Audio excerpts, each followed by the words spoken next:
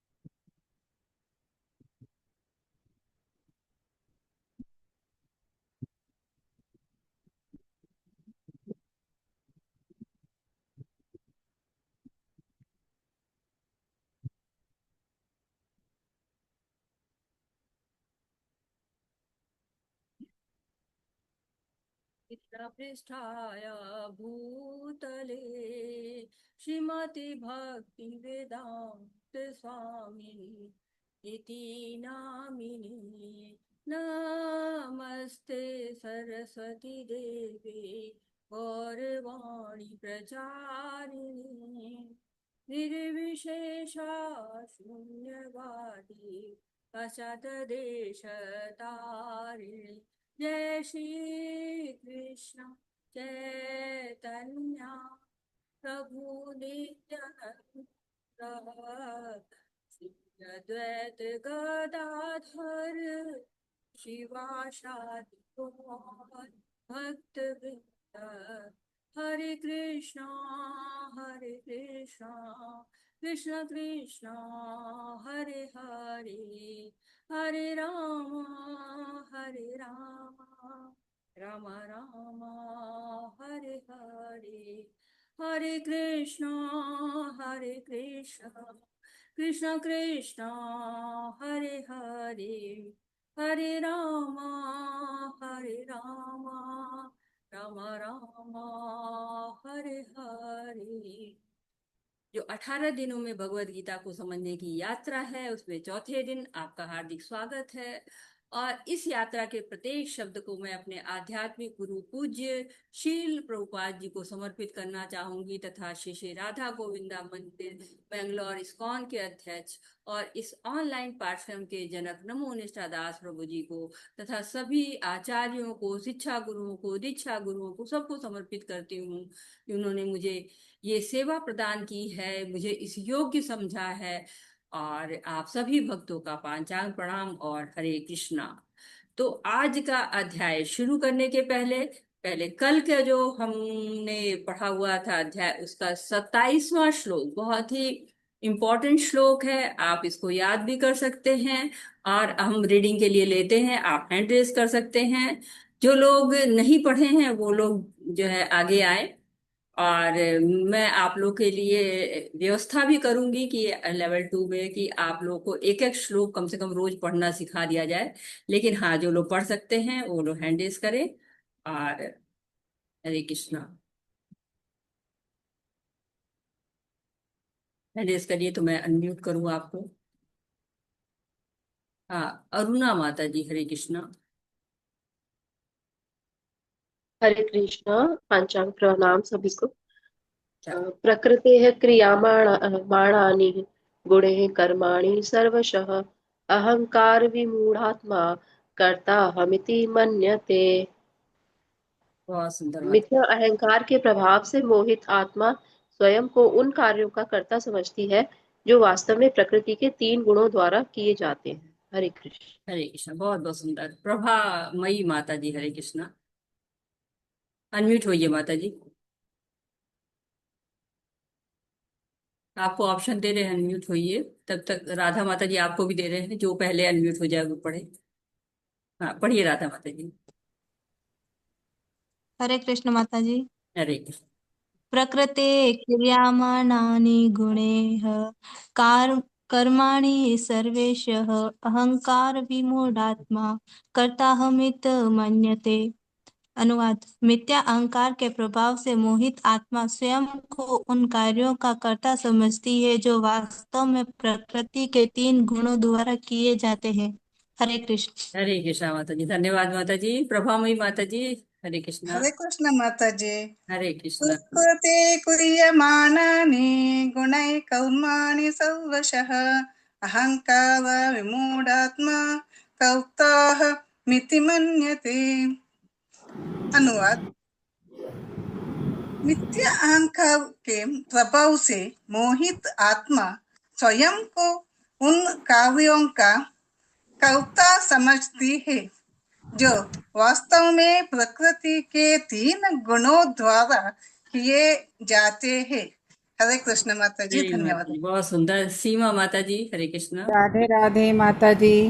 हरे कृष्ण। प्रकृते क्रियमाणानि गुणैः कर्माणि सर्वशः अहंकार विमूढ़ात्मा कर्ताहमिति मन्यते। अनुवाद।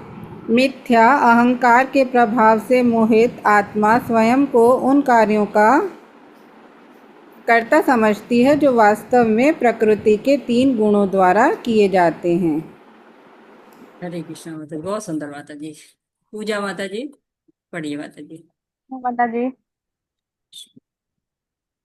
प्रकृतेः क्रियमाणानि गुणैः कर्माणि सर्वशः अहंकार विमूढ़ात्मा कर्ताहमिति मन्यते। अनुवाद, मिथ्या अहंकार के प्रभाव से मोहित आत्मा स्वयं को उन कार्यों का कर्ता समझती है जो वास्तव में प्रकृति के 3 गुणों द्वारा किए जाते हैं। हरे कृष्णा। हरे कृष्णा माता जी, बहुत बहुत धन्यवाद, बहुत सुंदर। जो रश्मि माता जी, हरे जी माता कृष्णा, जी, हरे कृष्ण। पढ़िए माता जी। प्रकृते क्रियमाणानि गुणे कर्माणि सर्वशः अहंकार विमूढ़ात्मा कर्ता हमिति मन्यते। मिथ्या अहंकार के प्रभाव से मोहित आत्मा स्वयं को उन कार्यों का कर्ता समझती है जो वास्तव में प्रकृति के 3 गुणों द्वारा किए जाते हैं। हरे कृष्ण। अरे बहुत सुंदर बात है, बहुत सुंदर। राघव प्रभु जी, अनम्यूट होइए प्रभु जी, मैं कई बार ऑप्शन दे चुकी है आपको। हरे कृष्ण माता जी, दंडोत प्रणाम। हरे कृष्णा, दंड पढ़िए। प्रकृते क्रियमाणानि गुणैः कर्माणि सर्वशः अहंकार विमूढ़ात्मा कर्ताहमिति मन्यते। अनुवाद, मिथ्या अहंकार के प्रभाव से मोहित आत्मा स्वयं को उन कार्यों का कर्ता समझती है जो वास्तव में प्रकृति के 3 गुणों द्वारा किए जाते हैं। हरे कृष्णा माता जी। हरे कृष्णा, बहुत सुंदर, सबने बहुत अच्छा पढ़ा। साई माता जी, प्रभु जी, सबने बहुत अच्छा पढ़ा। और अब हम चलते हैं आगे की तरफ। जो हमारा आज का अध्याय है, ज्ञान योग दिव्य ज्ञान। दिव्य ज्ञान आज हम प्राप्त करेंगे। तो योग मीन्स क्या होता है? हरे कृष्णा, कोई बताएगा योग मीन्स क्या होता है? योग किसको कहते हैं? हैंडिस कर सकते हैं, मैं आपको दूंगी ऑप्शन। योग मीन्स होता है हाँ, बाला माता जी या प्रभु जी जो भी हो, हरे कृष्ण, पढ़िए योग मीन्स जो जी। हरिओम। हाँ बोलिए प्रभु जी, आपकी आवाज कट गई थी। हरे कृष्णा। हरे योग मीन्स जुड़ना। कृष्ण, बिल्कुल सही कह रहे हैं, बहुत सही, धन्यवाद। अरुणा माता जी, बताएंगे आप? योग मतलब जैसे किसी चीज में रेगुलर कोई चीज करते रहना, साधना, मतलब साधना। हरे कृष्ण, धन्यवाद माता जी। हरे हरे कृष्ण। तो शुरू करते हैं आज का अध्याय। और योग का अर्थ होता है युक्त हो जाना, जुड़ जाना, युज धातु से बना हुआ है। तो ये ज्ञान, वो ज्ञान हम यहाँ पर आज जानेंगे जो हमें भगवान के साथ जोड़ देता है, भगवान के साथ युक्त हो जाएंगे। तो दूसरे अध्याय में भी भगवत गीता का ज्ञान देना भगवान ने आरंभ किया था। और कर्म योग बताया, ज्ञान योग बताया, भक्ति योग का भी दर्शन हमको करा दिया, बताया कि देखिए पतन के 8 स्तर हैं। इंद्रिय विषयों का चिंतन करेंगे, आसक्ति होगी, आसक्ति से काम क्रोध मोह सम्मोह होगा। और जो है स्मृति का ह्रास होगा, उससे बुद्धि का नष्ट होगा, पतन हो जाएगा। और तीसरे अध्याय में भी भगवान ने बताया कि काम कहाँ रहता है। काम भी क्या होता है? बंधन का कारण होता है। काम वासनाएं भौतिक बंधन का कारण हो जाती हैं। तो कल हमने कर्म के बारे में जाना था कि कर्म करते हैं तो क्या होता है? बंधन होता है। और काम वासना रहती है तो भौतिक बंधन में डालती रहती। इस अध्याय में दिव्य ज्ञान हमको देते हैं भगवान, दिव्य ज्ञान देते हैं। उस ज्ञान के द्वारा क्या करते हैं? जो राजा लोग को पहले दिया जाता था ये ज्ञान, आध्यात्मिक ज्ञान, कहते हैं ना, यथा राजा तथा प्रजा, जैसा राजा होता है वैसी प्रजा होती है। तो ये जो राजा लोग रहते थे उनको देख के लोग आचरण करते, यदि आचरति श्रेष्ठ तत्त देवतरो जना। जो जो अच्छे लोग करते हैं, पीछे पीछे लोग उनके नकल, उनको अनुसरण करते हैं। तो अब भगवान ने वहां पर बताया कि मन बुद्धि और इंद्रियां, ये काम के निवास स्थान है। तो इंद्रिय विषयों से इंद्रियां श्रेष्ठ होती हैं। इंद्रिय विषय क्या होते हैं? जो इंद्रियों के द्वारा हम प्राप्त करते हैं। जैसे कि अगर आंख है तो उसे रूप प्राप्त करते, सौंदर्य देखते हैं, वो इंद्रिय विषय है। नाक है, उसे अच्छा सूंघना चाहते हैं, वो नाक का इंद्रिय विषय है। कान का है, हम कुछ सुनना चाहते हैं, वो कान का इंद्रिय विषय है। तो ऐसे ही हर इंद्रिय का एक इंद्रिय विषय होता है, उससे इंद्रियां श्रेष्ठ है। क्यों? इंद्रियां चाहे तो इंद्रिय विषयों को रिजेक्ट कर दे, इंद्रिया चाहे तो उनको ले ले, इसलिए श्रेष्ठ उनके पास चुनाव का अधिकार है। और इंद्रियों से श्रेष्ठ मन होता है, क्योंकि मन चुन सकता है, इंद्रिय तुम ये काम करो या ना करो, मन के नियंत्रण में है, स्वामी है मन। और मन से विशेष क्या है? बुद्धि है। बुद्धि बताती है कि जो तुम काम कर रहे हो ना, ये सही है कि गलत है। गलत सही बुद्धि कहते हैं ना, इसलिए कहते हैं कि क्या तुम्हारे पास बुद्धि नहीं जो तुम ये कर रहे हो। तो बुद्धि श्रेष्ठ होती है मन से भी। और बुद्धि अगर सही दिशा में ले जाती है, सही गलत को अगर मन मान लेता है, उसको बुद्धि जो कहती है उसको मन मान लेता है, उसके अधीनस्थता स्वीकार कर लेता है, तो सही रास्ते पर। और नहीं तो फिर गलत रास्ते पे जाते हैं। तो दो प्रकार का ज्ञान होता है, एक हम जानते हैं, एक सांसारिक ज्ञान होता है। स्कूल में एडमिशन लेते हैं, पढ़ने जाते हैं, डिग्री प्राप्त करते हैं, फिर नौकरी मिल जाती है, फिर हम खूब अच्छा अच्छा खाते हैं, खूब अच्छा अच्छा जो है वो घर बनाते हैं, और गाड़ी बंगला। तो आहार निद्रा भय मैथुन, ये जो आवश्यकता होती है, भौतिक आवश्यकता, ये पूरी हो जाती है आपकी जब हम बहुत अच्छे होते हैं भौतिक ज्ञान में। और दूसरे प्रकार का ज्ञान क्या होता है? आध्यात्मिक ज्ञान होता है। जीवन की जो भी समस्या है उसका स्थायी समाधान। वो आपको कार बंगला नहीं देता है, क्या देता है? जन्म मृत्यु जरा व्याधि से मुक्ति, स्थायी समाधान, शाश्वत समाधान। तो तीसरे अध्याय में कर्मयोग जाना, भगवान कहते मैं तुम्हें कर्मों का विज्ञान बता रहा हूँ। कौन सा कर्मों का विज्ञान है? वो जानकर तुम भौतिकता से मुक्त हो जाओगे। ये जो भौतिक आसक्तियां हैं, भौतिक बंधन है, इससे मुक्त हो जाओगे। तो तात्विक ज्ञान है, तत्व है। सिद्धांत होते हैं ना, सिद्धांतों को अप्लाई करिए तो तुरंत समस्याओं का हल निकल जाता है। वैसे यहाँ पे जो ज्ञान मिलता है आध्यात्मिक ज्ञान, वो क्या होता है? समस्याओं को हल कर देता है। तो बहुत अध्याय महत्वपूर्ण है। भगवत गीता का इतिहास जानेंगे। और भगवत गीता को पढ़ने से लाभ क्या होता है, इसको पढ़ कौन सकता है, को किसके पास योग्यता है, भगवान क्यों आते हैं, गुरु की शरणागति क्यों लेना चाहिए, प्रमाणिक गुरु हमें कहाँ मिलेंगे, और दिव्य ज्ञान हम कैसे प्राप्त करेंगे, ये सारी चीजों का आज हमको समाधान मिल जाएगा। तो श्रीमद् भगवद गीता यथारूप, जो भगवत गीता की में बहुत सारी टीकाएं लिखी हुई हैं, लेकिन यथारूप वो कहते हैं हर 33 सेकंड में एक भगवत गीता किसी न किसी के हाथ में चली जाती है। तो कितना इसका जो है वो है, प्रचार प्रसार है, कितने लोग इसको पसंद करते हैं कि भगवत गीता यथारूप, यथारूप जैसा भगवान ने बताया है वैसा ही इसमें लिखा हुआ है। अपनी तरफ से नहीं जोड़ा गया है कि नहीं मेरी ये इच्छा थी, हमने ये सुना है, हमने ये जाना है। नहीं, जो भगवान के मुंह से निकला है वही सबके पास जाए, ऐसा हमारे जो आध्यात्मिक गुरु श्रीला प्रभुपाद जी थे उनका प्रयास था।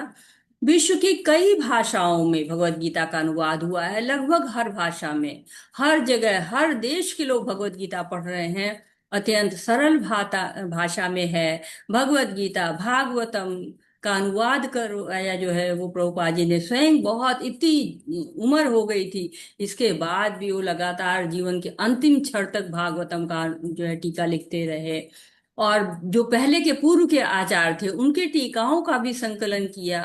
तो इतना प्रभुपाद जी ने उस पे मेहनत की है, इतना समय लगाया है, हमको भी उसको पढ़ना चाहिए। क्यों? भगवान की वाणी है, अपने मन से कुछ भी नहीं लिखा है उन्होंने, भगवान की वाणी को लिखा है। श्री भगवान उवाच, भगवान ने कहा है। भगवान की वाणी से जो अध्याय शुरू होता है, सोचिए उसका विशेष महत्व है। क्यों?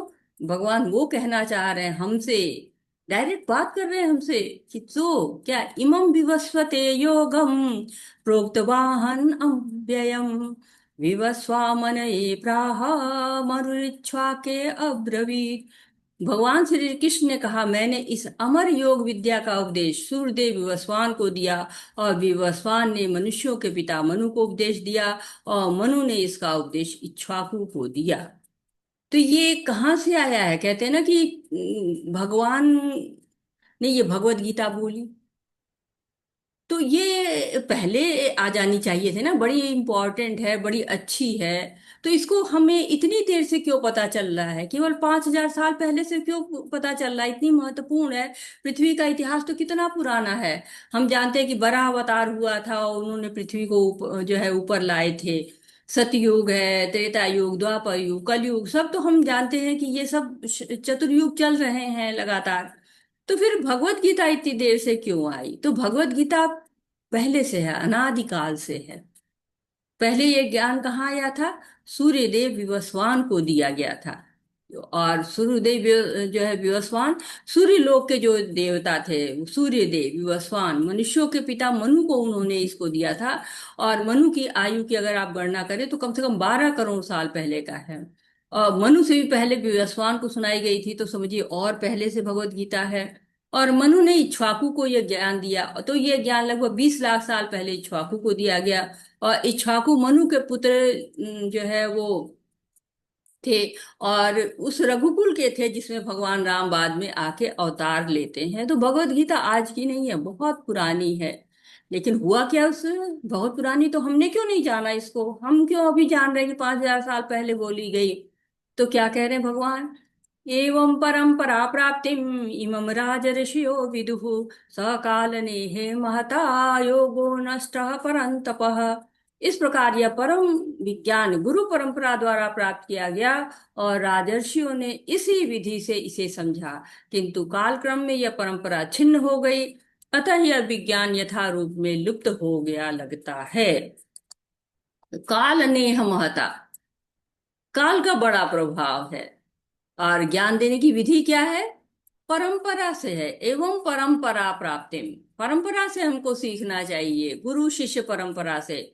और राज ऋषियों ने परंपरा से सीखा, तो ये राज ऋषि कौन है, एवं राज ऋषियों विदु, कौन है ये राज ऋषि, राजा भी हैं और ऋषि भी हैं, ऋषि जैसा जीवन व्यतीत कर रहे हैं। सूर्यदेव जो है राजा थे सूर्य लोक के, वो भी भक्त थे। अर्जुन भी राजकुमार भी हैं, भक्त भी हैं। परीक्षित भी देखिए राजा भी थे, भक्त भी थे। अम्बरीश प्रभु वो भी राजा भी थे, भक्त भी थे। तो ये ज्ञान राजाओं को दिया जाता था, राजा पूरे जो है राज्य का प्रतिनिधित्व करता था। और जब राजा भक्ति करता था तो प्रजा भी भक्ति करती थी। लेकिन समय बलवान है, समय हो तो बलवान। तो काल के प्रभाव से ये ज्ञान जो है लुप्त हो गया, नष्ट नहीं हुआ है। ऐसा नहीं कि विनष्ट हो गया, नहीं, लुप्त हुआ है। क्यों, शाश्वत ज्ञान है, लुप्त तो हुआ है, विनष्ट तो हो ही नहीं सकता है।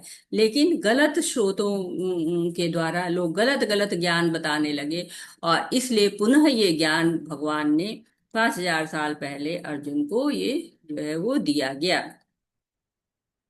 तो 4 तरह की परंपराएं होती हैं, और इन 4 परंपराओं में भगवान के द्वारा ये ज्ञान आया हुआ है। तो लॉर्ड ब्रह्मा का परंपरा है, जिसके माधवाचार्य जी जिसके गुरु हैं। और इसी के अंदर हम जो है वो गौड़ी संप्रदाय के अंदर, गौड़ी ब्रह्म संप्रदाय जो है, ब्रह्म गौड़ी संप्रदाय कहा जाता है, और उसके अंदर हम हैं।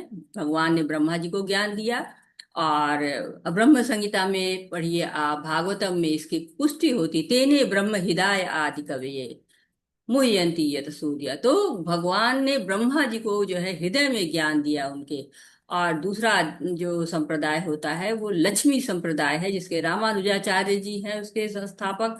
और लॉर्ड शिव जो है रुद्र संप्रदाय जिसको कहा जाता है, उसको विष्णु स्वामी उसके जो है वो हैं संस्थापक हैं। और 4 कुमार ब्रह्मा जी के पुत्र हैं, 4 कुमार, जिन्होंने जन्म लेते ही कहा कि हम 5 वर्ष के थे, कहे बड़े ही नहीं होंगे। जो छोटे कुमार थे कहे हमसे बड़े ही नहीं होंगे, हम ऐसे ही रहेंगे। आजीवन ब्रह्मचर्य का उन्होंने पालन किया। उसके संस्थापक निम्बकाचार्य जी हैं। तो ये 4 परंपराएं हैं जिनके माध्यम से हमको ज्ञान प्राप्त होता है, प्रामाणिक ज्ञान प्राप्त होता है। तो इसमें से किसी भी परंपरा से हम ज्ञान प्राप्त कर सकते हैं। भौतिक ज्ञान जब हम लेते हैं तो हम गूगल करते हैं और देखते हैं कि इस संस्थान का क्या रेटिंग है, यहाँ पे टीचर ठीक है कि नहीं, यहाँ के लेबोरेटरी ठीक है कि नहीं, लाइब्रेरी सही है कि नहीं है। तो फिर जब हम आध्यात्मिक ज्ञान हम कहीं से भी नहीं ले सकते, हमें परंपरा से लेना चाहिए। और ये परंपरा में आप देख रहे हैं कि जो 22वां स्थान आपको दिख रहे हैं कि लॉर्ड चैतन्य का है, और ईश्वरपुरी उनके जो है गुरु हैं। और धीरे धीरे आप देख रहे हैं परंपरा से आते जा रहा है। 29वें स्थान पर आपको भक्ति विनोद ठाकुर जी हैं।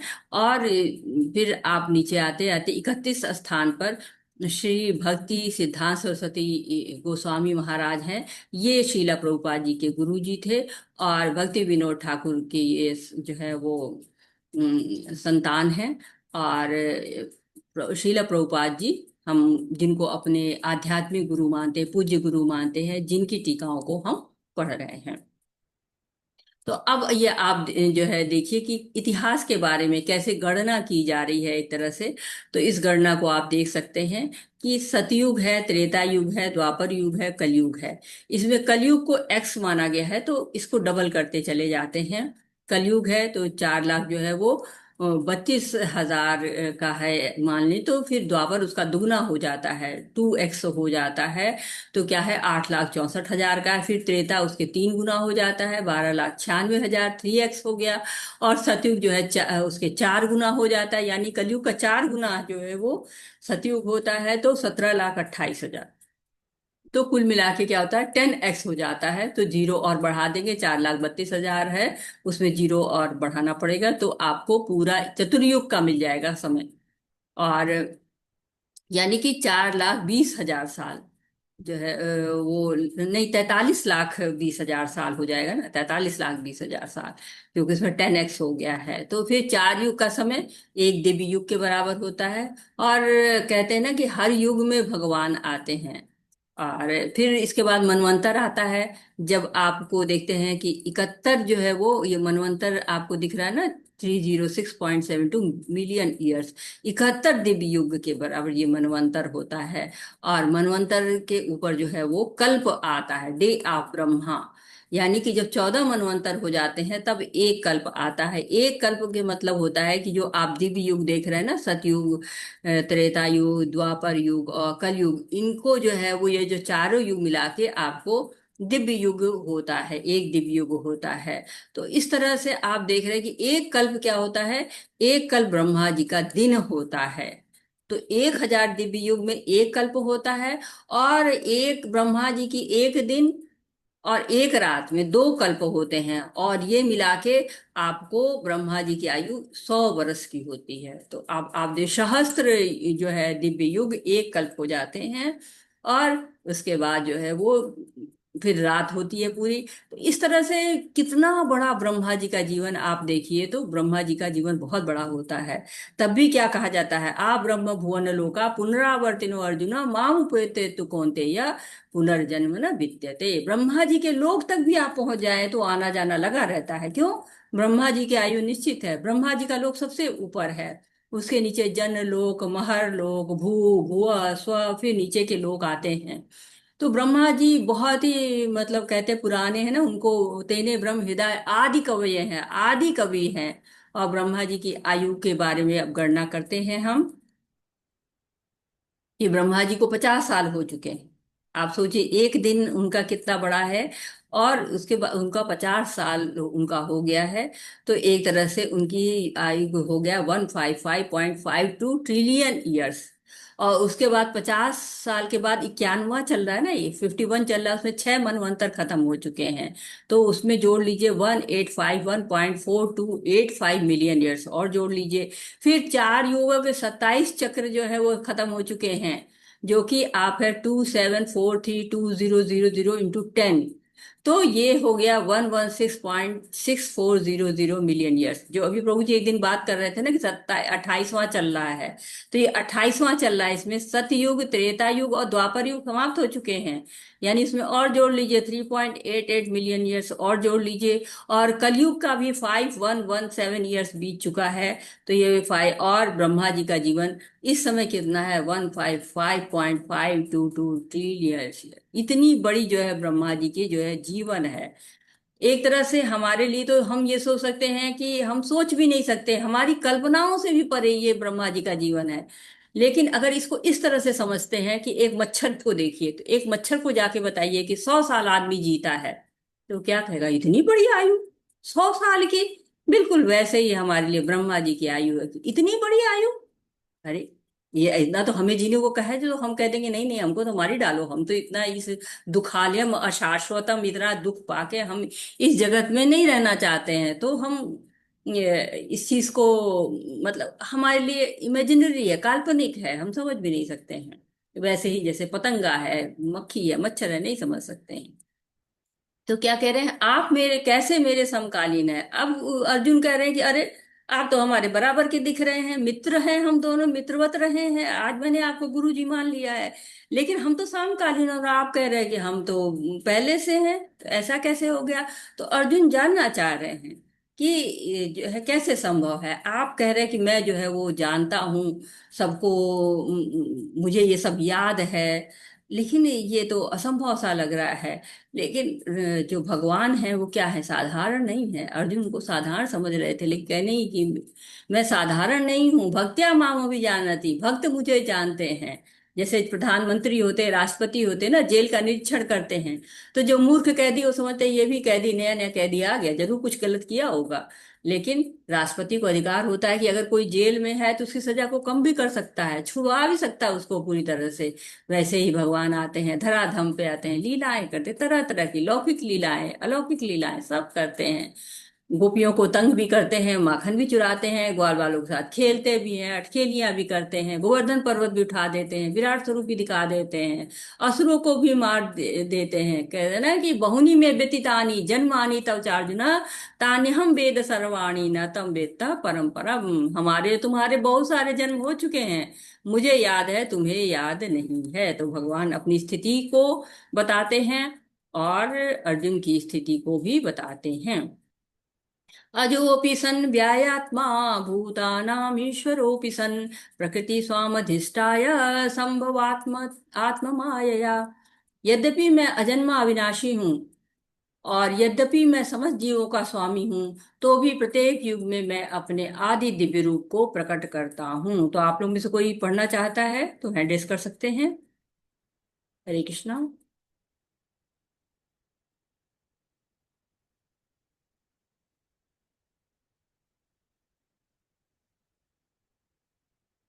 बाला प्रभु जी, हरे कृष्णा, पढ़िए प्रभु जी।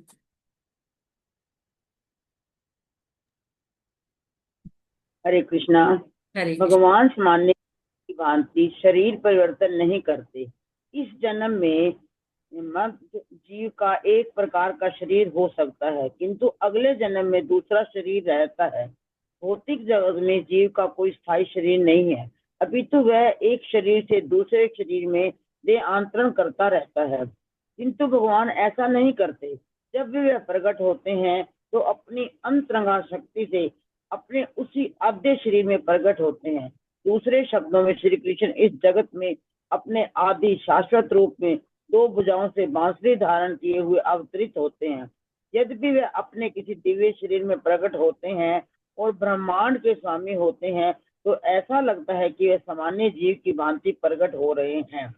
यद्यपि उनका शरीर भौतिक शरीर की भांति क्षीण नहीं होता, फिर भी ऐसा प्रतीत होता है कि भगवान कृष्ण बालपन में कुमार अवस्था तथा कुमार अवस्था से तरुण अवस्था प्राप्त करते हैं। किंतु आश्चर्य तो यह है कि वे सभी युवा अवस्था में आगे नहीं बढ़ते। हरे कृष्ण। हरे कृष्णा प्रभु जी, बहुत बहुत धन्यवाद प्रभु जी। तो यहाँ पर अंतर हो रहा है कि भगवान में और जीव में क्या अंतर है। तो भगवान जो है वो नव यौवना से रहते हैं, कभी भी बूढ़े नहीं होते हैं, जबकि जीवात्मा क्या होता है, क्षीण होता रहता है। और जो भगवान होते हैं उनको प्रकट अप्रकट होते हैं, जैसे सूर्य होता है ना, उसका अविभाव तिरोभाव होता है, लेकिन वो समाप्त नहीं होता, कहीं ना कहीं चमकता ही रहता है। वैसे भगवान भी हमेशा ही रहते हैं, लेकिन जो जीव होता है उसका मृत्यु होती है, जन्म होता है। हम जो जीव होते हैं साधारण रूप में आते हैं, लेकिन भगवान क्या है, माता के सामने चतुर्भुज रूप में आ गए। तो भगवान दिव्य है। अर्जुन ने पूछा था ना कि आप समकालीन कैसे है, तो भगवान बता रहे हैं कि मेरे में और जीव में क्या अंतर है। तो भगवान क्या है, अद्वैतम अच्युतम अनादि अनंत रूपम, सब कुछ उनको याद रहता है। वो जब जन्म लेते हैं तो वासुदेव जी से कहते हैं कि मुझे नंद बाबा के यहाँ छोड़ आओ। और जैसे राष्ट्रपति को कहीं जाने के लिए कोई अनुमति नहीं चाहिए, पासपोर्ट वीजा नहीं चाहिए, वैसे भगवान भी क्या होता है, अपनी इच्छा से जहाँ चाहते हैं जाते हैं, प्रकट होते हैं, अप्रकट होते हैं। तो यहाँ पे वो अंतर बता रहे हैं कि मैं स्वामी हूँ और जीव क्या है, मेरे नियंत्रण में रहता है। कृष्ण को जानने का क्या लाभ है, जन्म कर्म च मे दिव्यम एवं यो वेति तत्वतः त्यक्ता देह पुनर्जन्म नैति मामेति सो अर्जुना। हे अर्जुन, जो मेरे अविर्भाव तथा कर्मों की दिव्य प्रकृति को जानता है, वह इस शरीर को छोड़ने पर इस भौतिक संसार में पुनः जन्म नहीं लेता, अभी तो मेरे सनातन धाम को प्राप्त होता है। तो जन्म कर्म, भगवान के जन्म कर्म सब दिव्य हैं। वो धराधाम पर आते हैं। कब आते हैं ये हमें जो है वो आगे पढ़ने को मिलेगा कि कब आते हैं भगवान। तो उनके जन्म और कर्म को दिव्य समझना चाहिए, हमें अपने जैसे साधारण नहीं समझना चाहिए। और जो ये जान जाता है, जो ये समझ लेता है, जो इसका अनुभव कर लेता है, वो भगवान के धाम को प्राप्त होता है। तो इस तरह से हमने जाना कि भगवान का अवतरण क्या होता है, ये अब अभी हम जानेंगे। अभी तो हमने लाभ जाना था कि क्या लाभ है, और अब कैसे होता है, क्यों होता है, ये भी जानेंगे। परित्राणाय साधूनां विनाशाय च दुष्कृतां धर्म संस्थापनार्थाय संभवामि युगे युगे। भक्तों का उद्धार करने, दुष्टों का विनाश करने तथा धर्म की फिर से स्थापना करने के लिए मैं हर युग में प्रकट होता हूँ। तो भगवान के ऐसे अनेक अनुचर हैं जो असुरों का संहार करने में सक्षम है, किंतु भगवान तो अपने उन निष्काम भक्तों को तुष्ट करने के लिए विशेष रूप से अवतार लेते हैं, जो असुरों द्वारा निरंतर तंग किए जाते हैं। असुर भक्त को तंग करता है, भले ही उसका सगा संबंधी क्यों न हो। यद्यपि प्रहलाद महाराज हिरण्यकश्यप के पुत्र थे, किंतु तो भी वे अपने पिता द्वारा उत्पीड़ित थे। इस प्रकार कृष्ण की माता देवकी यद्यपि कंस की बहन थी, किंतु उन्हें तथा अपने पति वासुदेव को इसलिए दंडित किया गया क्योंकि उनसे कृष्ण को जन्म लेना था। अतः भगवान कृष्ण मुख्यतः देवकी का उद्धार करने के लिए प्रकट हुए, कंस को मारने के लिए।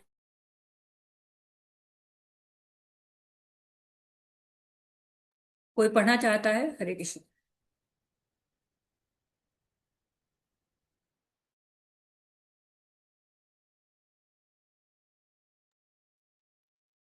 हरे कृष्ण माता जी। भक्तों का उद्धार करने, दुष्टों का विनाश करने तथा धर्म की फिर से स्थापना करने के लिए मैं हर युग में प्रकट होता हूँ। भगवान के ऐसे अनेक अनुचर हैं जो असुरों का संहार करने में सक्षम है, किंतु भगवान तो अपने उन निष्काम भक्तों को तुष्ट करने के लिए विशेष रूप से अवतार लेते हैं, जो असुर द्वारा निरंतर तंग किए जाते हैं। असुर भक्त को तंग करता है, भले ही वह उनका सगा संबंधी क्यों न हो। यद्यपि प्रहलाद महाराज हिरण्यकश्यप के पुत्र थे, किंतु तो भी वे अपने पिता द्वारा उत्पीड़ित थे। इसी प्रकार कृष्ण की माता देवकी यद्यपि कंस की बहन थी, किंतु उन्हें तथा उनके पति वासुदेव को इसीलिए दंडित किया गया था क्योंकि उनसे कृष्ण को जन्म लेना था। अतः भगवान कृष्ण मुख्यतः देवकी के उद्धार करने के लिए प्रकट हुए थे, कंस को मारने के लिए नहीं। किंतु ये दोनों कार्य एक साथ संपन्न हो गए। अतः यह कहा जा सकता है कि भगवान भक्त का उद्धार करने तथा दुष्ट असुरों का संहार करने के लिए विभिन्न अवतार लेते हैं। हरे कृष्ण। हरे कृष्ण। तो आपने देख लिया कि क्या असुरों को संहार करने, अधर्म बढ़ता है ना, जब अधर्म बढ़ जाता है, असुर बहुत ज्यादा आ जाते हैं, धर्म का लोप होने लगता है, तो भगवान आते हैं। हरे कृष्ण। किरण माता जी, हरे कृष्णा पढ़िए। हरे कृष्णा।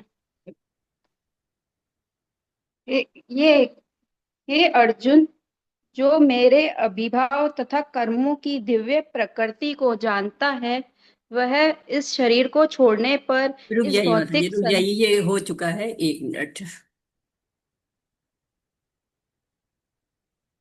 हाँ, ये पढ़िए,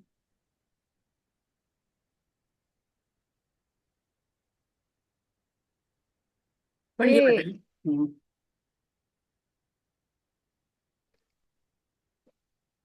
ये आ नहीं रहा मेरी स्क्रीन पे। अच्छा, मैं पढ़ देती हूँ। कृष्ण का स्वरूप आध्यात्मिक है, हमारा स्वरूप अस्थाई है। हम माया द्वारा नियंत्रित होते हैं, कृष्ण है माया के नियंत्रक। आप लोग की स्क्रीन पर दिख रहा है? हरे कृष्णा, आप लोग की स्क्रीन पर दिखाई दे रहा है? प्रभु जी, किरण माता जी, आप बताइएगा, आपको दिख रहा है? नहीं नहीं माता जी, नहीं आ रहा मेरी स्क्रीन पे। और कोई बताएगा?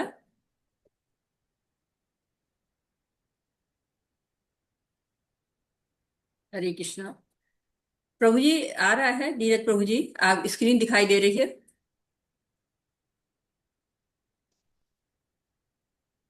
दीपक प्रभु जी, स्क्रीन शो हो रही है, शो?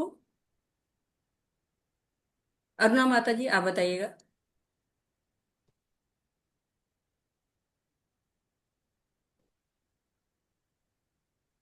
क्या मेरी आवाज नहीं आ रही क्या? हरे कृष्णा, मेरी आवाज नहीं आ रही?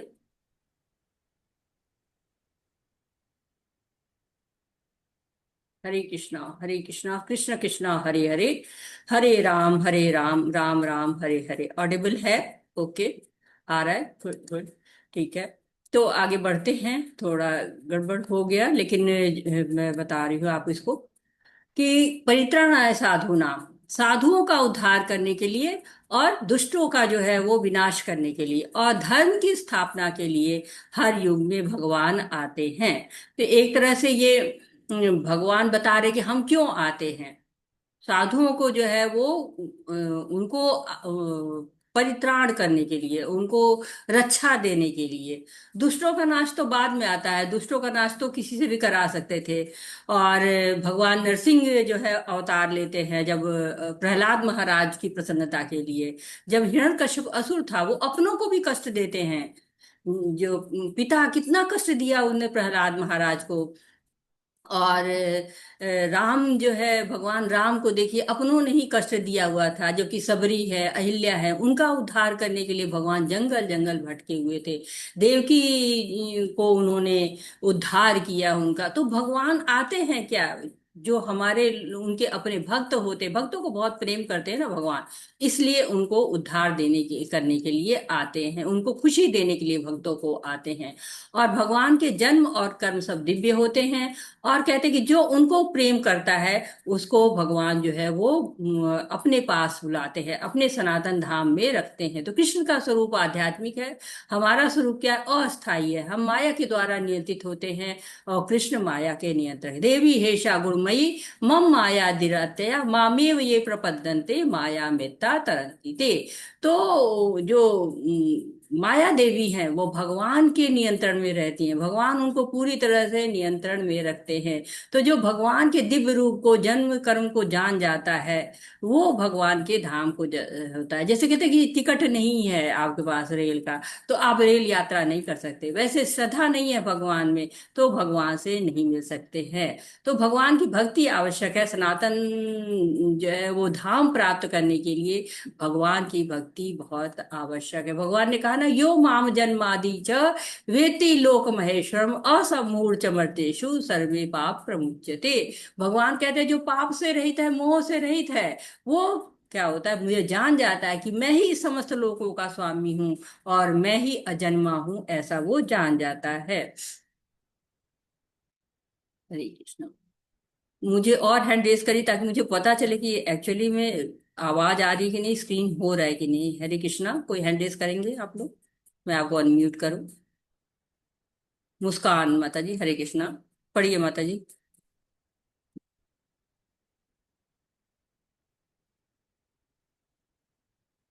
रश्मि माता जी, आप जो है पढ़िए।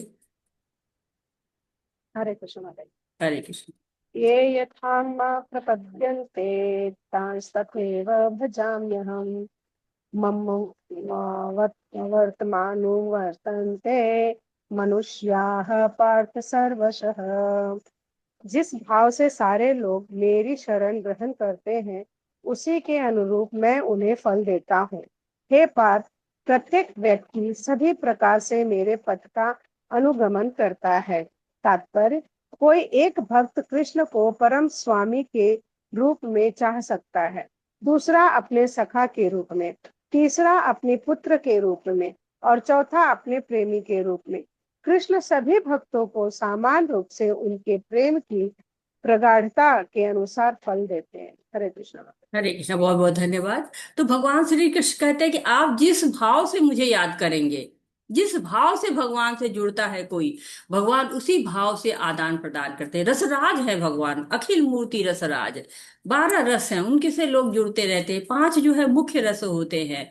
माधुर्य रस होता है प्रेमी या पति के रूप में, साख्य भाव जो है वो सखा के रूप में, दास के भक्त के रूप में, और जो है पुत्र के रूप में, पिता के रूप में, जो नंद यशोदा देव की वासुदेव वात्सल्य भाव से जुड़ गए थे। ऐसे जो है वो 5 रस होते हैं। शांत रस होते हैं जिसमें जैसे गाय है, बंशी है, वो सब जुड़ जाते हैं।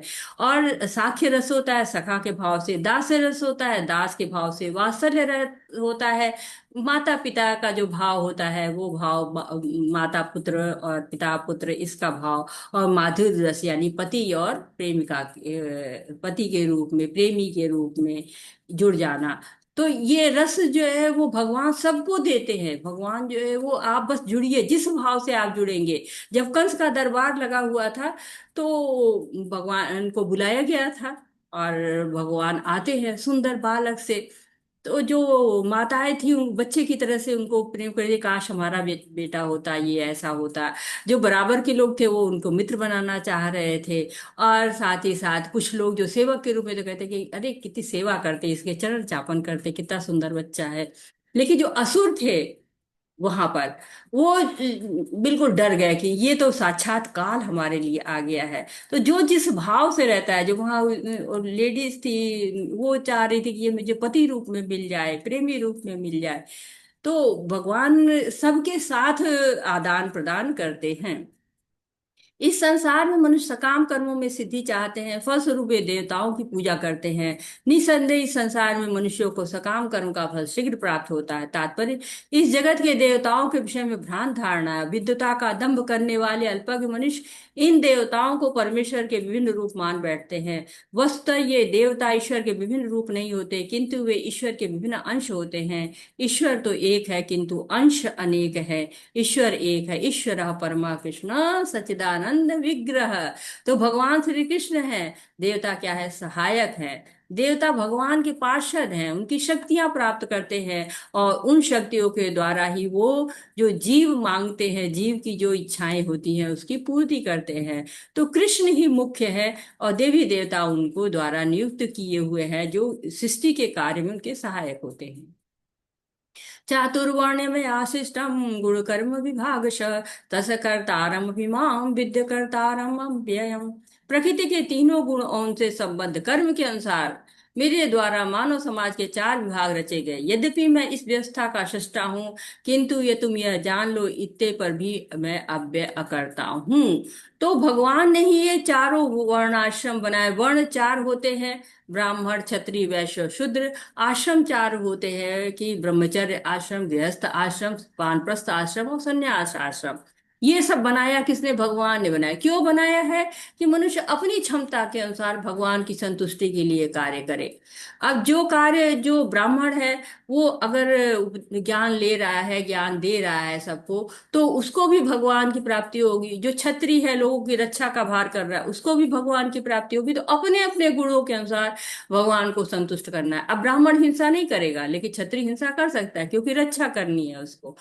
तो लेकिन बनाया सब भगवान ने नियम है, लेकिन वो उनके अधीन नहीं है। जैसे राजा है, राजा जो है नियम बनाता है लेकिन उनके अधीन नहीं रहता है। तो भगवान इस सारे वर्ण और आश्रम के परे है। गुण के और कर्म के आधार पर विभाजित किया है, जन्म के आधार पर नहीं कि ब्राह्मण का बच्चा है तो ब्राह्मण है, क्षत्रिय का बच्चा है तो क्षत्रिय नहीं।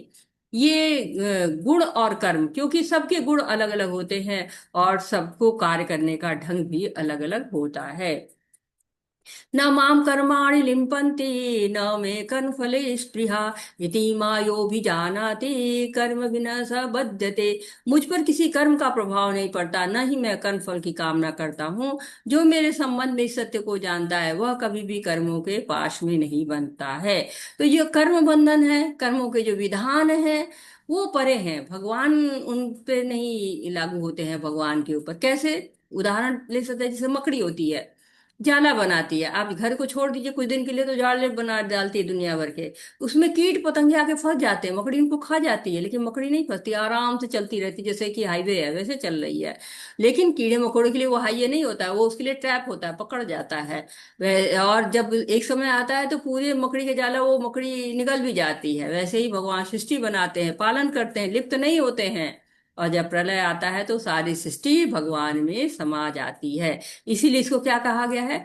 मायाधीश कहा गया है भगवान को। ये माया के अधीन नहीं है, माया के धीश है, माया के स्वामी है। प्राचीन काल में समस्त मुक्तात्माओं ने मेरी दिव्य प्रकृति को जान करके ही कर्म किया, अतएव चाहिए कि उनके पद चिन्हों का अनुसरण करते हुए अपने कर्तव्य का पालन करो। तात्पर्य, मनुष्यों की दो श्रेणियां हैं, कुछ के मनों में दूषित विचार भरे रहते हैं और कुछ भौतिक दृष्टि से स्वतंत्र होते हैं। कृष्ण भावनामृत इन दोनों श्रेणियों के व्यक्तियों के लिए समान रूप से लाभप्रद है। जिनके मनों में दूषित विचार भरे हैं उन्हें चाहिए कि भक्ति के अनुष्ठानों का पालन करते हुए क्रमिक शुद्धिकरण के लिए कृष्ण भावनामृत को ग्रहण करें। और जिनके मन पहले से ही ऐसी अशुद्धियों से स्वच्छ हो चुके हैं, वे किसी उसी कृष्ण भावनामृत में अग्रसर होते रहें, जिससे अन्य लोग उनके आदर्श कार्यों का अनुसरण कर सकें और लाभ उठा सकें। तो दो तरह के लोग होते हैं, जो कि एक तो होते हैं कि जो भक्त होते हैं, और दूसरे वो होते हैं जो भक्त नहीं होते हैं। तो भक्ति दोनों के लिए लाभप्रद है। जो भक्त नहीं है वो भी शुद्ध होकर भक्ति करने लगेंगे, और जो भक्त हैं वो भक्ति का अनुसरण करने लगेंगे और भक्त बनाएंगे और ज्यादा भक्ति में लिप्त होंगे। तो अर्जुन से कह रहे तुम श्रेष्ठ योद्धा हो। और जो है श्रेष्ठ कौन होता है? जो गुरु साधु और शास्त्र की आज्ञा का पालन करता है। तो तुम भी करो ऐसे, जैसे राजा जनक जो है भक्ति भी करते थे कर्म भी करते थे, वैसे तुम भी करो। कर्मणो हपि बोधव्य बोधव्य च विकर्मण अकर्मणस्य बोधव्यम गहना कर्मणो गति। कर्म की बारीकियों को समझना अत्यंत कठिन है, अतः मनुष्य को जानना चाहिए कि ठीक से जाने की कर्म क्या है, विकर्म क्या है और अकर्म क्या है। तो कल हम लोगों ने इसको जाना था कि कर्म क्या है, शास्त्रों के अनुसार है, नियम के अनुसार है। विकर्म क्या है, जो शास्त्रों के विपरीत है, अनुमोदित नहीं है। और अकर्म क्या है कि ऐसे कर्म करना जो कर्म बंधन में नहीं डालते हैं, इस संसार से मुक्त करते हैं। जो अपने स्वार्थ के लिए कार्य करेंगे वो आपको कर्म बंधन में डालेंगे। नारद मुनि देवर्षि कहा जाता है, इन्होंने सारे बंधनों से मुक्त, बहुत छोटी अवस्था में इन्होंने भगवान के दर्शन कर लिए थे। तो ऐसे नारद मुनि है देवर्षि, इसलिए कहा सब देवों के भी ऋषि। अपने कर्म फलों की सारी आसक्ति को त्याग कर सदैव संतुष्ट तथा स्वतंत्र रहकर वह सभी प्रकार के कार्यों में व्यस्त रहकर भी कोई सकाम कर्म नहीं रहता है। तो कर्म तो करता है, ऐसा व्यक्ति जो भक्त होता है कर्म तो करता है, लेकिन कर्म फलों में आसक्ति नहीं रखता है। और कर्म फलों में जो आसक्ति रहता है वो कर्म बंधन में पड़ जाता है। तो अकर्म के विषय में बताया जा रहा है कि ऐसे कर्म करना है जो आसक्ति न रखे, कृष्ण भावना भावित कर्म करना। शरीर निर्वाह के लिए जो कर्म है उनको करना तो है, लेकिन उनमें आसक्ति नहीं होनी चाहिए। आसक्ति को त्याग कर, फलों की आसक्ति को त्याग करके बंधन मुक्त हो जाना है। जो भी काम आपको आता है भगवान की सेवा में लगाइए। जैसे ये है व्यक्ति मंदिर बनवाने में सहयोग कर रहा है, जो व्यक्ति कृष्ण भावनामृत में पूर्णतया लीन रहता है उसे अपने आध्यात्मिक कर्म को योगदान के कारण अवश्य ही भगवत धाम की प्राप्ति होती है, क्योंकि उसमें हवन भी आध्यात्मिक होता है और हवि भी आध्यात्मिक होती है। तो बताया जा रहा है कि कृष्ण भावनामृत कर्म क्या होता है, आसक्तिहीन होता है। आसक्ति उसमें नहीं रहती है कर्म फलों में। और भगवान के लिए जब कर्म होते हैं तो जो भी हम हवन डालते हैं ना, जब अग्नि जलाते हैं उसमें हवन डालते हैं, हवन करते, जो अग्नि जलाई जाती है उसको हवन कहा जाता है कि हवन करना, आज यज्ञ करेंगे, हवन करेंगे। और हवि क्या होती है, जो डाला जाता है उसमें पूजा में जो हम सामग्री डालते हैं। तो यज्ञ करना है, हमें हवन करना है, हर चीज को आध्यात्मिक बना देना है। जो भी हमारे पास है सबको हमको भगवान से जोड़ देना है। इनमें से कुछ विशुद्ध ब्रह्मचारी श्रवणादि क्रिया तथा इंद्रियों को मन के नियंत्रण रूपी अग्नि में स्वाहा कर देते हैं। दूसरे लोग नियमित गृहस्थ इंद्रिय विषयों को इंद्रियों की अग्नि में स्वाहा कर देते हैं।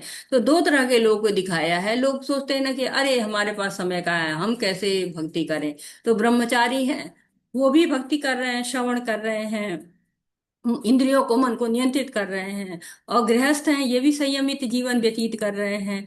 तो संयम बहुत आवश्यक है। और कर्मों के उचित मतलब कर्म उचित ढंग से कृष्ण भावना भावित हो जाना चाहिए। हरे कृष्णा। अ, जय प्रभु जी ने कई बार हाथ उठाया, मैं उनको चांस देना चाहती हूँ। जय प्रभु जी, हैंड रेज करें आप। तब तक राघव प्रभु जी पढ़ लीजिए आप इसको। जय प्रभु जी, आप जो है वो हैंड रेज करें। राघव प्रभु जी, हरे कृष्णा। अनम्यूट होइए आप। कठोर व्रत अंगीकार करके कुछ लोग अपनी संपत्ति का त्याग करके, कुछ कठिन तपस्या द्वारा, कुछ अष्टांग योग पद्धति के अभ्यास द्वारा अथवा दिव्य ज्ञान में उन्नति करने के लिए वेदों के अध्ययन द्वारा प्रबुद्ध बनते हैं। तात्पर्य: मानव जीवन के चारों आश्रमों के सदस्य ब्रह्मचारी, गृहस्थ, वानप्रस्थ तथा सन्यासी पूर्ण योगी बनने के निमित्त हैं। मानव जीवन पशुओं की भांति इंद्रिय तृप्ति के लिए नहीं बना है। माता जी, स्क्रीन शेयर हो गया। दिख नहीं रही है? हाँ हाँ, बस बस आ गया। हम्म। अतएव मानव जीवन के चारों आश्रम इस प्रकार व्यवस्थित हैं कि मनुष्य आध्यात्मिक जीवन में पूर्णता प्राप्त कर सके।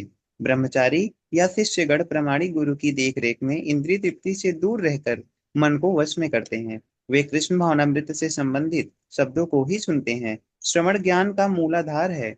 अतः शुद्ध ब्रह्मचारी सदैव भगवान के यश के कीर्तन तथा श्रवण में ही लगा रहता है। हरे कृष्ण माता जी। हरे कृष्णा। तो क्या कह रहे कि भगवान उदाहरण तो गृहस्थ का दिया कर और ब्रह्मचारी का भी दिया। अब बता रहे हैं कि जो भगवान को जानने के जो है वो दिव्य ज्ञान प्राप्त करने के अलग अलग तरीके हैं। और जैसे कि आप देख रहे हैं कि ध्रुव महाराज हैं, ये आपको कर रहे हैं, ये हिरण्यकश्यपु है। यहाँ पर भगवान श्री कृष्ण संदीपन मुनि से वो प्राप्त कर रहे, शिक्षा प्राप्त कर रहे हैं। ये प्रामाणिक गुरु की देख रेख में कार्य करना ये दिखा रहे हैं। तो ब्रह्मचारी भी है, वानप्रस्थी भी है, सन्यासी भी है। सब लोग जो है वो भक्ति कर सकते हैं, क्योंकि मानव जीवन किस लिए है? भक्ति करने के लिए बना हुआ है, केवल खाने पीने मौज करने के लिए नहीं बना हुआ है। तो हम इन उदाहरणों को देख के समझ सकते हैं कि कैसे तप कर सकते हैं हम। और कुछ लोग प्रत्यक्ष यज्ञ करते हैं, जैसे अस्पताल द्रव्य यज्ञ करते हैं, प्रत्यक्ष यज्ञ करते हैं, अस्पताल बनवाते हैं, अनाथालय चलाते हैं, लेकिन अपने यश के लिए। और जो कुछ लोग जो है वो भगवान के लिए करते हैं, भगवान के लिए यज्ञ करते हैं, प्रचार प्रसार करते हैं। और साथ ही कुछ लोग गुरु के माध्यम से ज्ञान प्राप्त कर लेते हैं, कुछ लोग अष्टांग योग करते हैं, जैसे जड़ भरत जी ने किया था, संपत्ति का त्याग कर दिया था। तो विभिन्न विभिन्न तरीकों से लोग अपने आप को भगवान की तरफ मोड़ने के लिए कार्य करते हैं। जय गोविंद प्रभु जी, पढ़िए प्रभु जी।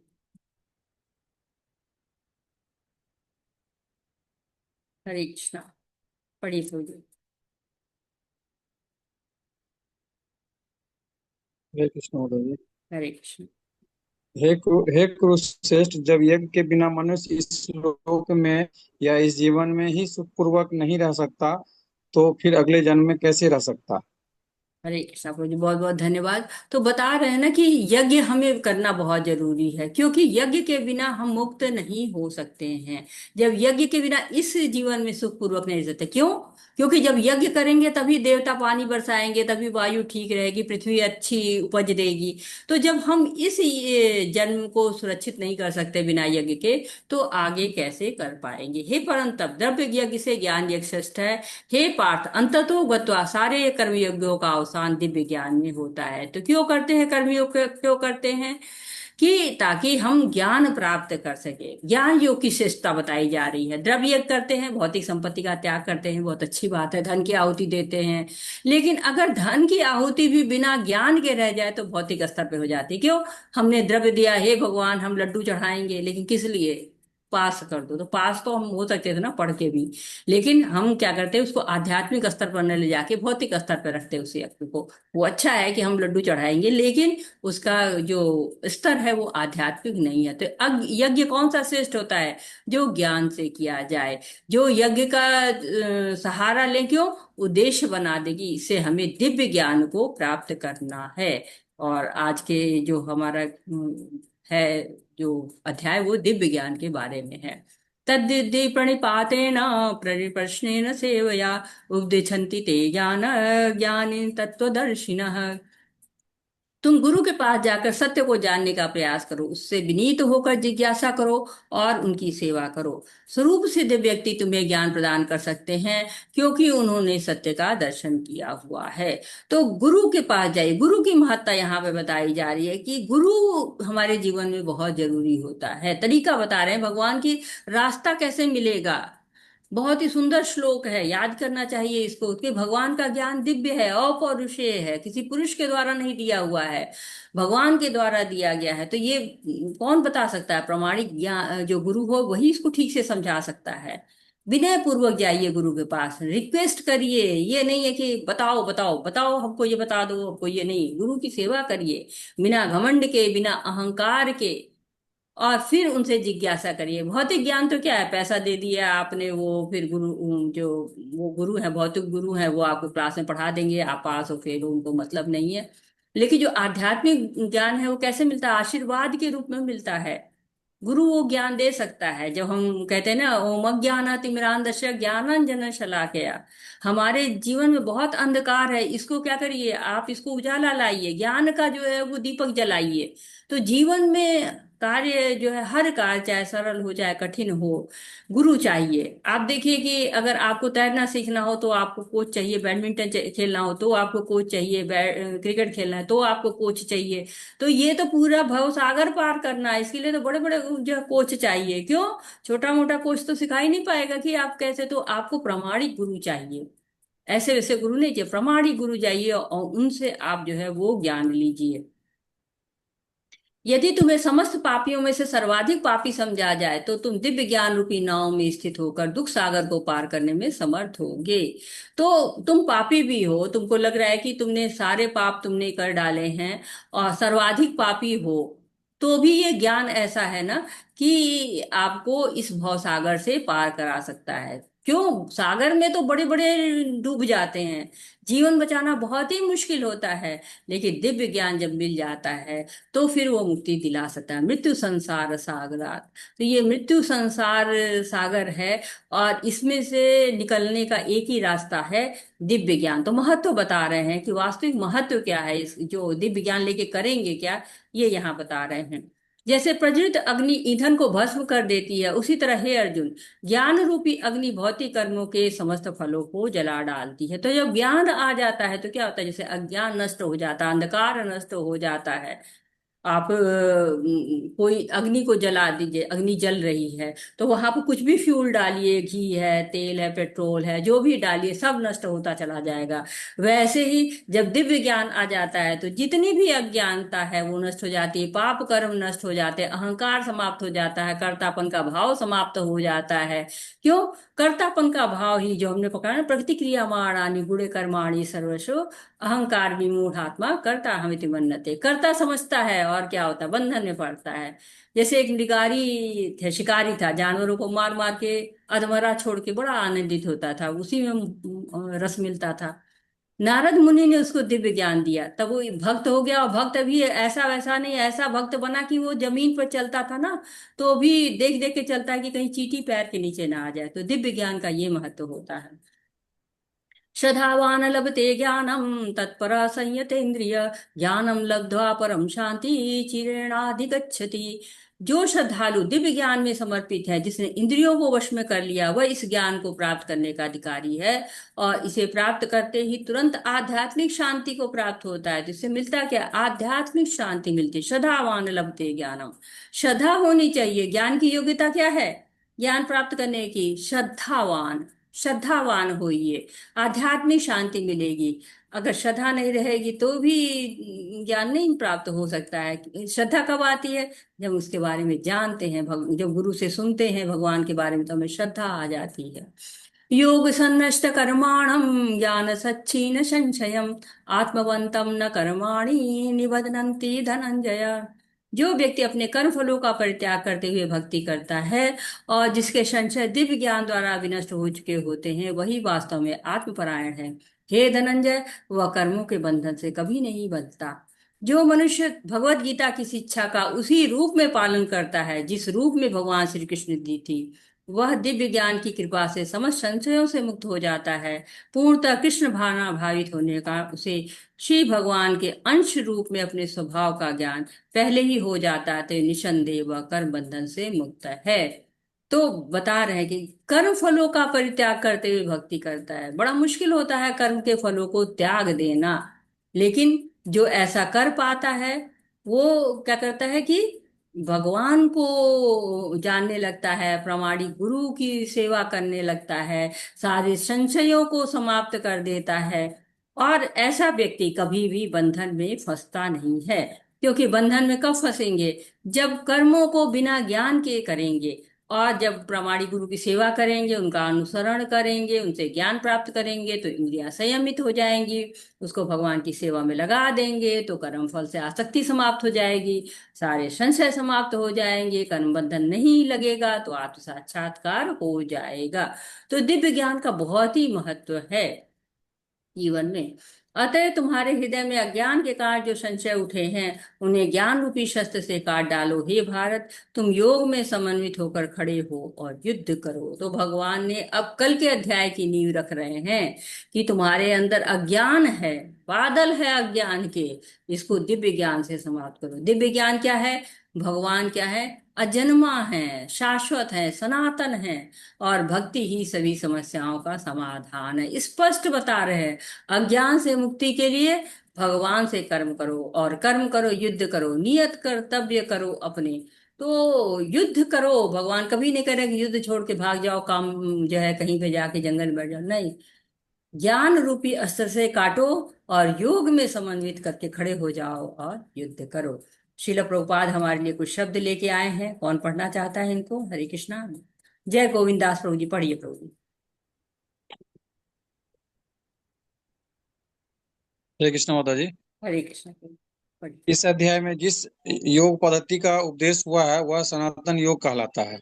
इस योग में दो तरह के यज्ञ कर्म किए जाते हैं, एक तो द्रव्य का यज्ञ और दूसरा आत्मज्ञान यज्ञ, जो विशुद्ध आध्यात्मिक कर्म है।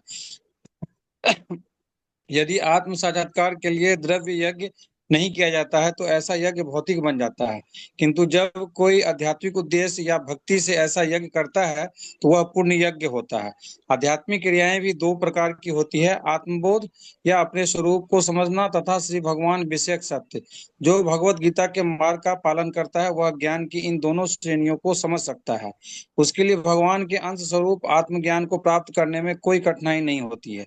ऐसा ज्ञान लाभप्रद है क्योंकि ऐसा व्यक्ति भगवान के दिव्य कार्यकलापों को समझ सकता है। इस अध्याय के प्रारंभ में स्वयं भगवान ने अपने दिव्य कार्यकलापों का वर्णन किया है।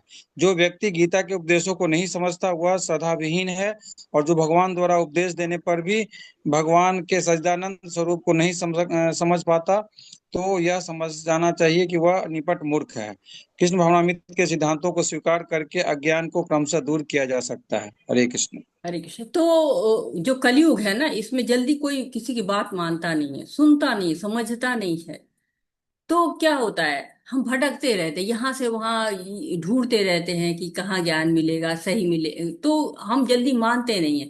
लेकिन जब भगवत गीता हम पढ़ लेते हैं तो हमें समझ में आ जाता है कि आत्मज्ञान हमको कैसे मिलेगा। भगवान का दिव्य ज्ञान हमको समझ में आता है कि भगवान के जन्म को, कर्म को जब हम समझ लेते हैं, गुरु एक करते हैं जो हमें रास्ता दिखाता है भगवत धाम पहुंचने तक का। क्यों? क्योंकि जो भगवत गीता है, भागवतम है, क्या पका हुआ फल है, निगम कल्पतरो गलित फलम। तो जो पूरा फल पक जाता है ना, मीठा सा हो जाता है, स्वाद उसमें बड़ा अच्छा आता है।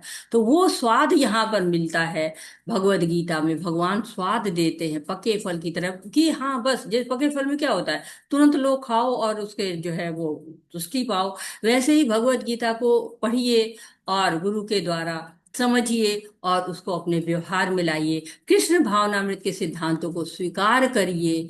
जब हमें ज्ञान आ जाता है ना, तो अज्ञान जड़ से खत्म हो जाता है। श्रद्धा आती है। श्रद्धा कैसे आती है? भगवान के बारे में श्रवण करके, कीर्तन करके। और कहा गया श्रद्धावान लभते ज्ञानम। तो श्रद्धा लानी है। श्रद्धा ही नहीं है तो हम भटक जाते, इधर उधर चले जाते, हम भगवान की तरफ नहीं मुड़ पाते हैं। तो जैसे कि हम विज्ञापन पढ़ते हैं ना कि 1 महीने में डॉक्टर बन जाएं, तो अगर आपको इलाज कराना है तो आप उस डॉक्टर के पास नहीं जाएंगे जिसने कोई किताब पढ़ ली। झोला छाप डॉक्टर हम लोग जनरली कहते हैं, झोला छाप डॉक्टर है क्या? उनको डॉक्टरी पढ़ी नहीं, उन्होंने प्रॉपर स्कूल से पढ़ी नहीं और उन्होंने शुरू कर दिया, तो ऐसे में बीमारी ठीक होने के बजाय और खराब होने लगती है।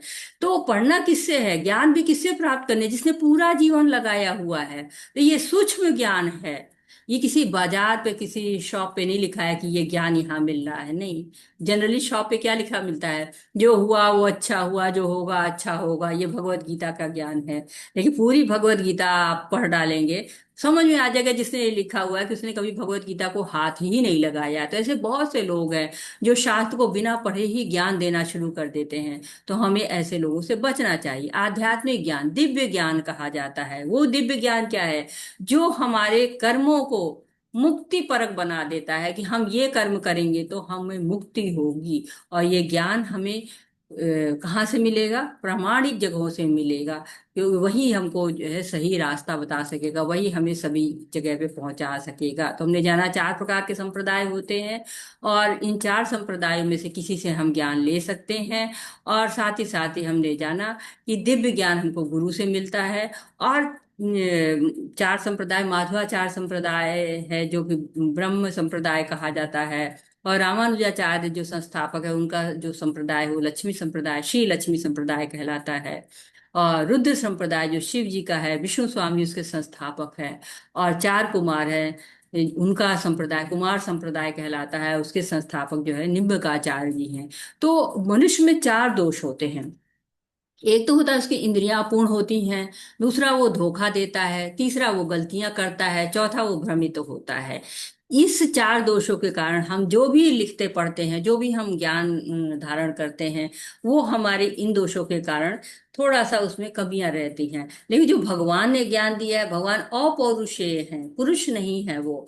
तो उनके द्वारा जो ज्ञान आता है वो दिव्य ज्ञान होता है, आध्यात्मिक ज्ञान होता है। परंपरा से जो आता है उस ज्ञान को धारण करके हम अपने जीवन को आध्यात्मिक बना सकते हैं और आगे जो है वो पढ़ सकते हैं। जो हमारे जीवन का लक्ष्य है भगवत धाम प्राप्त करना।